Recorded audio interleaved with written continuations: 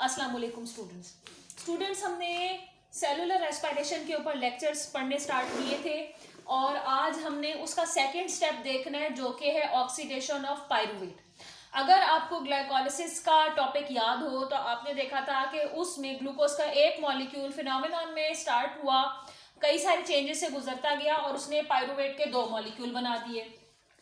अब हमारा जो सेलुलर रेस्पिरेशन है इसका जो पहला हिस्सा है वो ग्लाइकोलिसिस की सूरत में गुजर गया, दूसरा हिस्सा यहाँ से लेकर यहाँ तक एक स्टेप में कहलाता है ऑक्सीडेशन ऑफ पायरुवेट। और आपकी बुक में ये यहाँ टॉप पे येलो कलर में जो पॉइंट आउट हुआ है ये यहाँ बना हुआ है। तो यहाँ आप देख सकते हैं कि ऑक्सीडेशन ऑफ पायरुवेट में, या इसे पायरुविक एसिड भी बोलते हैं, पायरुविक एसिड की ऑक्सीडेशन कैसे होती है। जो पायरुवेट होता है वो 3 कार्बन एटम्स पर मुश्तमिल एक कंपाउंड होता है जो कि एसिटिक एसिड में कन्वर्ट होता है। एसिटिक एसिड में 2 कार्बन एटम होते हैं और इस अमल के नतीजे में एक कार्बन डाइऑक्साइड जो पायरुवेट का हिस्सा थी वो निकल जाती है। एक कार्बन ऑक्सीजन के साथ मिलकर कार्बन डाइऑक्साइड बना देती है और ये यहाँ से रिलीज हो जाती है, जबकि इसके साथ एक कोएंजाइम जो है वो आकर अटैच हो जाता है। ये यहाँ पर आप देख सकते हैं, ये कोएंजाइम जब इसके साथ आकर लग जाता है तो ये इसको एसिटाइल को ए यानी एक्टिव एसिटेट या जो एसिटिक एसिड जिसे आप कहते हैं उसमें कन्वर्ट करता है।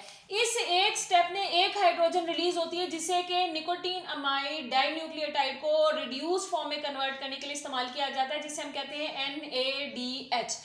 अब यहाँ तक तो ये सारा जो प्रोसेस है ये सेलुलर रेस्पिरेशन का फेज नंबर 2 है, क्योंकि पहले फेज में हम ग्लाइकोलिसिस देख चुके हैं। अब फेज नंबर 2 ऑक्सीडेशन इतना सा हो गया, यहाँ से ऑनवर्ड क्रेब्स साइकिल जो है वो स्टार्ट होगा। रिंग की शक्ल में ये चलेगा, जहां से स्टार्ट हुआ है वहीं पर आकर खत्म भी हो सकता है, इसलिए इसको साइकिल बोलते हैं।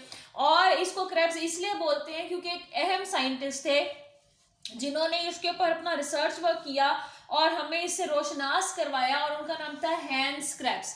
तो उनके ऑनर में इस साइकिल का नाम भी हैंस क्रेब्स के नाम के ऊपर क्रेब्स साइकिल रख दिया गया, क्योंकि इसमें सिट्रिक एसिड इन्वॉल्व हो जाता है। यहाँ पर आप देख सकते हैं, तो इसलिए इस स्ट्रक्चर को या कह लीजिए कि इस पूरे साइक्लिक फिनोमेनन को सिट्रिक एसिड साइकिल भी बोलते हैं।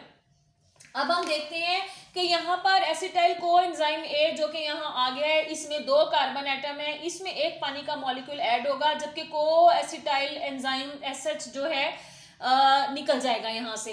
तो ये कंपाउंड चेंज हो जाएगा सिट्रेट में और यहाँ 6 कार्बन एटम जो है टोटल सिट्रेट में पाए जाते हैं, जो कि rearrangement of atoms addition of molecules की वजह से बनते हैं। फिर सिट्रेट में दोबारा रीअरेंजमेंट होती है और ये आइसोसिट्रेट नाम का एक कंपाउंड बना जाता है। आइसोसिट्रेट और सिट्रेट में खासियत क्या है कि दोनों में 6 कार्बन एटम होते हैं।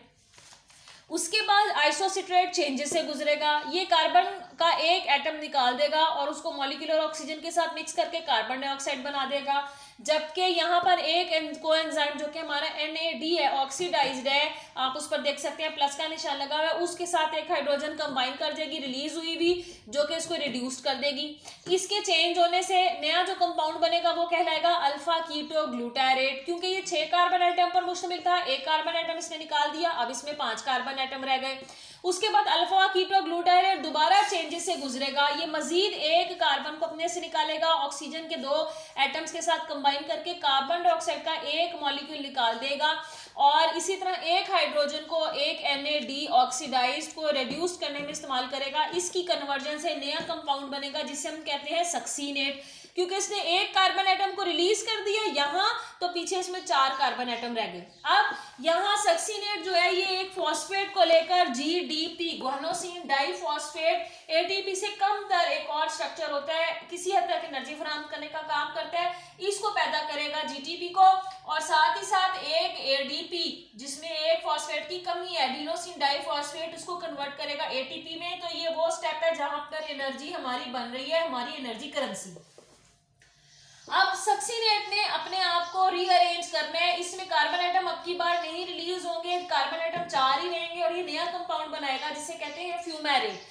लेकिन एक जो इसमें इंपॉर्टेंट है स्टेप के वो हाइड्रोजन रिलीज करेगा जो कि FED, ये हमारा एक और बड़ा इंपॉर्टेंट कोएंजाइम है। इसकी इस वक्त आप यहाँ पर ऑक्सीडाइज शक्ल देख रहे हैं और ये ऑक्सीडाइज स्टेट जो है हाइड्रोजन के मिलाप से रिड्यूस स्टेट में कन्वर्ट हो जाएगी। इस कोएंजाइम का नाम है फ्लेविन एडेनिन डाई न्यूक्लियोटाइड। अब फ्यूमेरेट बन गया, 4 कार्बन एटम इसमें मौजूद है, पानी के एक मॉलिक्यूल के साथ रिएक्ट करेगा, मेलेट बना देगा, कार्बन एटम इसमें वैसे के वैसे ही रहेंगे, कोई भी कार्बन एटम मजीद रिलीज नहीं होगा। अगेन एक हाइड्रोजन यहाँ से रिलीज होगा जो कि NAD निकोटिनामाइड एडेनिन डाइन्यूक्लियोटाइड को रिड्यूस कर देगा, और उसके बाद रीअरेंजमेंट ऑफ मॉलिक्यूल्स की वजह से, रीअरेंजमेंट ऑफ एटम्स की वजह से नया मॉलिक्यूल बनेगा जिसे हम कहते हैं ऑक्सैलो एसीटेट। ऑक्सैलो एसीटेट में भी 4 कार्बन एटम होते हैं। ऑक्सैलो एसीटेट दोबारा कन्वर्ट होकर इस स्टेप पे सिट्रेट बना सकता है। इसका मतलब है कि जहां से ये साइकिल शुरू हुआ था, ये साइकिल मुख्तलिफ कंपाउंड्स पैदा करके वहीं पर री एंटर हो जाता है, इसलिए इस पूरे फिनोमेनन को साइकिल कहते हैं। और क्योंकि जिस साइंटिस्ट ने इसके ऊपर थोड़ा वर्कआउट किया था उनका नाम हैंस क्रेब्स था, तो उनके ऑनर में इसको क्रेब्स साइकिल कहते हैं। क्रेब्स साइकिल के ऊपर आपको एक पूरा नोट आ सकता है, उसके लिए आपको ये साइक्लिक फिनोमेनन बनाना जरूरी है। इसमें आप जहां जहां पर भी कोएंजाइम्स की कन्वर्जन देख रहे हैं आपको वो बयान करनी पड़ेगी। इसमें आपको कार्बन एटम की तादाद किस तरह से चेंज हो रही है और किस तरह से कंपाउंड जो है वो चेंज हो रहे हैं और नए कंपाउंड बन रहे हैं वो भी आपको बयान करने पड़ेंगे। एटीपी प्रोड्यूसिंग स्टेप भी आपको दिखाना पड़ेगा। इसलिए मेरा मशवरा होगा कि पहले इस साइकिल को अच्छे तरीके से ड्रॉ करके कॉपी पर याद कर लीजिए, तो आप इसकी जो थ्योरेटिकल एक्सप्लेनेशन है वो भी इसी वजह से लिख सकेंगे। और इसमें अच्छी बात यह है कि यहाँ सिर्फ कंपाउंड्स के नाम ने आपको फॉर्मूला नहीं दिए गए, जिसकी वजह से ये आपके लिए निस्बतन याद करना आसान है। लेकिन जब क्रेब्स साइकिल की शुरुआत होगी तो हमें ये पहले बताना होगा कि ग्लाइकोलाइसिस के एंड पे बनने वाला पाइरूवेट जो है वो ऑक्सीडाइज्ड होता है और फिर वो क्रेब्स साइकिल में एंटर होता है। और ये सारा फिनोमेनन होता है हमारे power house of the cell mitochondrion के अंदर। इसके साथ मेरा आज का लेक्चर खत्म होता है।